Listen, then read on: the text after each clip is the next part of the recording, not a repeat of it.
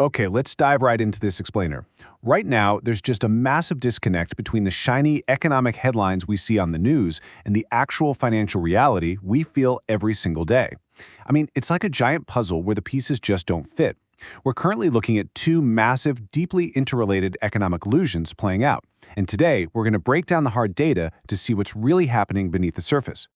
So, if the economy is allegedly growing, why does it feel to so many of us like it's literally falling apart? By every official measure, things seem totally fine. Unemployment is hovering around a super low 4%, GDP is still growing. But if that's the whole truth, why are so many people struggling just to make ends meet? Well, the answer is that a recession isn't necessarily coming. Actually, scratch that, it might already be here, and the official data just hasn't caught up to reality yet.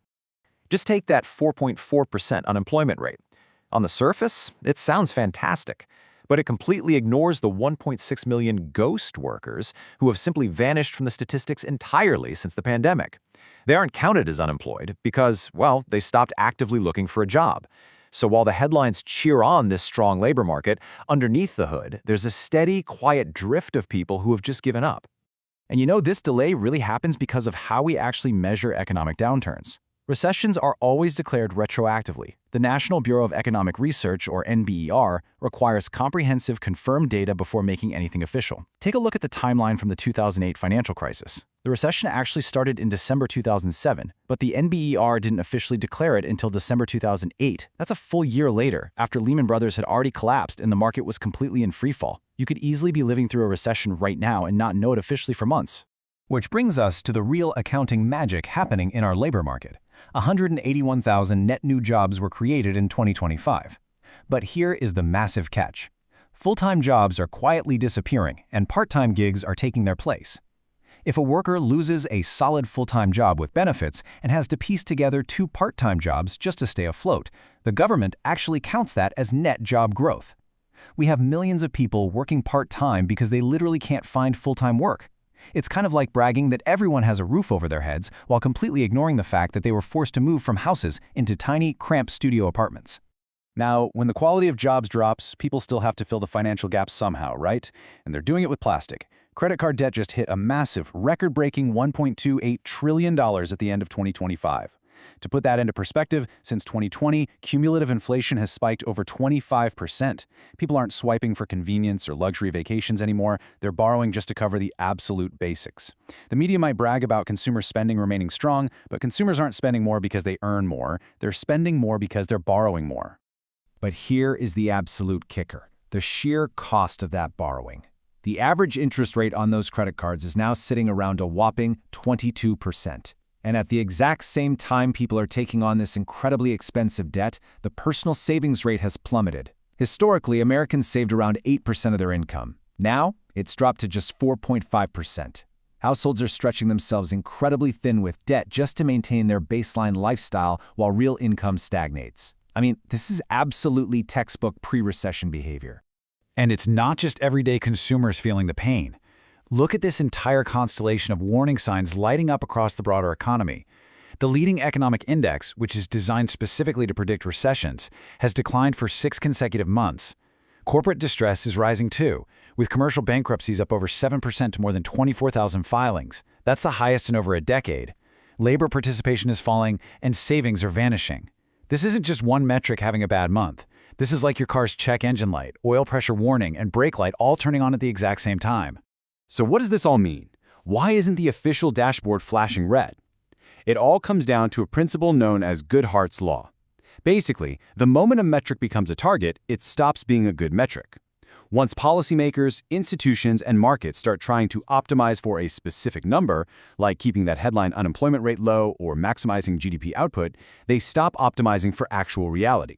They manage the metrics, not the economy itself. This creates these massive blind spots where bad data can hide, and it's exactly where recessions lurk until they're just too obvious to ignore. All right. Section 2. The Exorbitant Privilege, America's Financial Cheat Code. So how does all this tie into the broader macro picture? We're shifting from our domestic illusions to the global engine. This exorbitant privilege refers to the massive economic advantages the United States receives simply because the US dollar is the global reserve currency. Honestly, it's essentially the greatest financial cheat code in human history. Because every other country needs dollars to buy oil, settle trade, or pay international debts, they are essentially forced to hold US dollars and buy US Treasury bonds.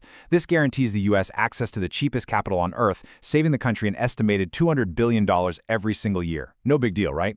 Well, this globally dominant system rests on three incredibly powerful pillars. First, intelligence.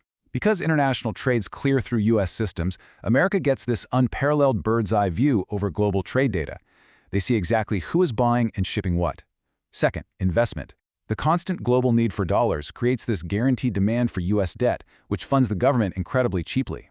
And third, jurisdiction.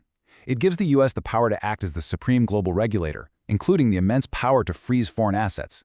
This system wasn't just about empowering global trade, it was about building global infrastructure that allows for unmatched control. To really understand exactly how deep this control goes, let's walk through a typical historical transaction route. Step 1. Imagine Brazil wants to trade with China. These are two countries with absolutely no connection to the United States. But for decades, Step 2 required routing that trade through a correspondent bank in New York, like JP Morgan or Citi. Step 3. The transaction is then settled in US dollars. Every trade, every payment touched the American financial system. Not because these countries loved it or preferred it, but because there was simply no other liquid option available to them. But here's the thing. Mathematically, that unquestioned dominance is quietly slipping away. Just look at the US dollar's share of global reserves over the last 2 decades. Back in the year 2000, it was at 71%. Unquestioned dominance. By 2010, right after the financial crisis, it slipped to 66%. Today, it has actually fallen below 58%. It's been happening slowly, quietly in the background, without much media panic, but the mathematical trend is absolutely unmistakable. Section 3. Rewiring Global Finance, the Search for Alternatives. This is a search that went into absolute hyperdrive back in 2022. That year, roughly $300 billion in Russian sovereign assets were frozen, and the country was cut off from SWIFT, which is the main messaging network for international banking. This sent a massive shockwave and a crystal-clear signal to every central bank on Earth. The financial system you depend on can be switched off instantly. This forced the rest of the world to start frantically seeking backup plans, and they found that backup plan through massive coordination. Look at the BRICS economic bloc. In 2024, it expanded significantly, adding major global players like Saudi Arabia, the UAE, Iran, and Egypt. This expanded group now represents more than a quarter of the global economy and nearly half of the entire world's population.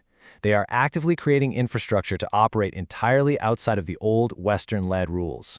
Which brings us to one of the most critically underreported financial developments happening right now, the unit. Moving into an operational pilot phase in January 2026, the unit is a blockchain-based settlement tool designed specifically for these BRICS countries. Get this, it's uniquely backed 40% by physical gold and 60% by a mix of BRICS currencies. Its primary goal is to give the world a totally neutral measuring stick for pricing commodities, which directly attacks the US dollar's deeply embedded monopoly on global price discovery. To support all of this, entirely new plumbing is being laid down. It's called mBridge. It's a blockchain cross-border payment platform that actually went live in 2024. This is the infrastructure that allows countries to trade directly with one another. It completely bypasses those correspondent banks we talked about earlier. No JP Morgan, no Citi, no New York infrastructure watching over the transaction. The multi-decade systematic advantage the US enjoyed is quite literally being structurally routed around. And listen, these are not isolated incidents. We are seeing a rapid-fire flurry of parallel moves aggressively shifting away from the dollar. Since 2022, central banks have been buying gold at the fastest pace in modern history. Brazil and China are settling bilateral trade in their own currencies, the yuan and the real. India recently bought crude oil from the UAE using Indian rupees, and for the very first time in 50 years, Saudi Arabia is openly discussing accepting Chinese yuan for its oil, which threatens the very bedrock of the petrodollar system. It really all boils down to this. Monopolies are killed by optionality. None of these individual moves, not BRICS, not mBridge, not bilateral trade deals, not even record gold buying, can replace the dollar entirely on their own.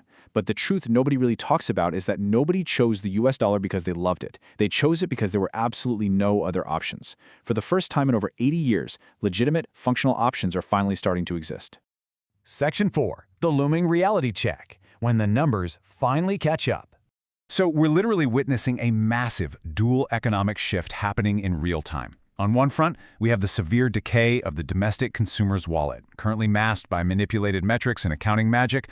On the other front, we're watching the structural mathematical erosion of America's exorbitant privilege. The very engine that gives the U.S. economy its cushion is being systematically dismantled piece by piece. Like we said earlier, recessions hide in the gap between measurement and reality until they're simply too obvious to ignore, and the global financial system is quietly rewiring itself while everyone else is distracted by the daily headlines. So the question I want to leave you with today is this. When the dust finally settles and the official numbers inevitably catch up to the reality we've mapped out, who will be prepared and who will be completely blindsided?